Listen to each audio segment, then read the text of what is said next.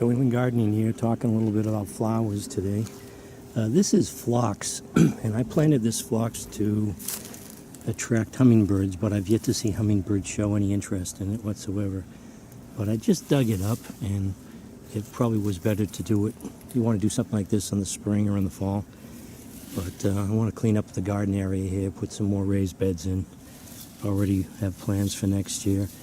But it was just a lump, big solid mass of wild grass growing up in the center of the root here. This was one plant, and this is one of those instances where it's a good idea, actually benefits the plant to break it up because the old roots die and just becomes a big dry clump of old woody roots, and it's actually detrimental to the plant. And that's what I found when I dug this up. I mean, I still have in here somewhere some root mass of this phlox, but it's not even worth trying to break this up. It's just a solid mass of this. It's amazing how this wild grass just knows where to grow in the center of these plants, or your plants. So I broke that up, and I have all these little individual plants now.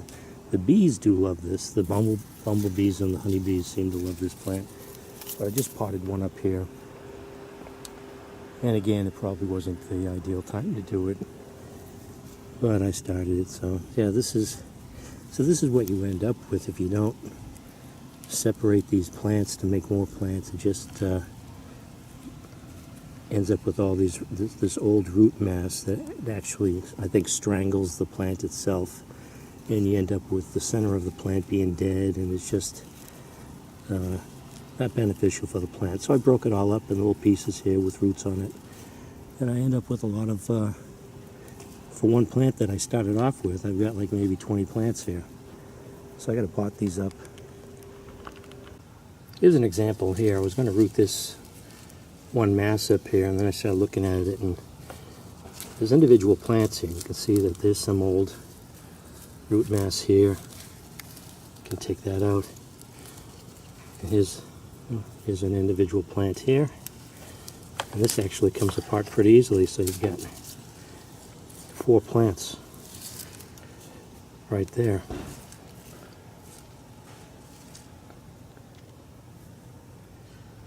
So I don't know, maybe put these up. It's still into one pot, I don't know. But you can see it's old here and decaying. Maybe you want to even break that off. See that? That just breaks off. So this is actually, benefits the plant to do this.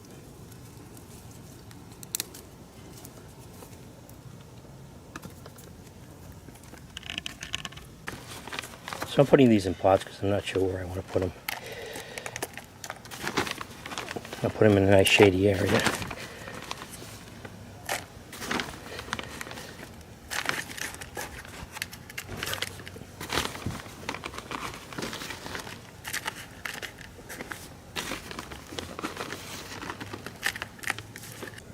And this is another lobelia I have. It's like a pink color, I guess. They're almost fluorescent. Pretty bright. This one here, the bees don't seem to show any interest in.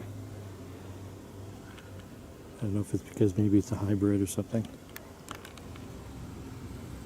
Here's another plant that I put in, hoping that it would attract the hummingbirds, but I've yet to see them show any interest in this. This is lobelia, and it does attract the honeybees late in the season. I don't know if it doesn't produce the nectar until late in the season, because they don't show any interest in it until it's like the only plant left in the garden. It does have a tendency to collapse, so I have to stake it and wrap it with twine. Oh, and the phlox also has a tendency to get powdery mildew. I don't know why that is, it just does. But this is a nice plant too. The nice showy flowers late in the season here. Nice color. So this is New England gardening, and these are two plants you might want to consider in your garden to add some color. And that's Lobelia and Phlox. Although I haven't noticed hummingbirds showing any interest in them. Still nice color, and they attract the bees. The honeybees seem to like them. And this is the Lobelia. So thanks for watching.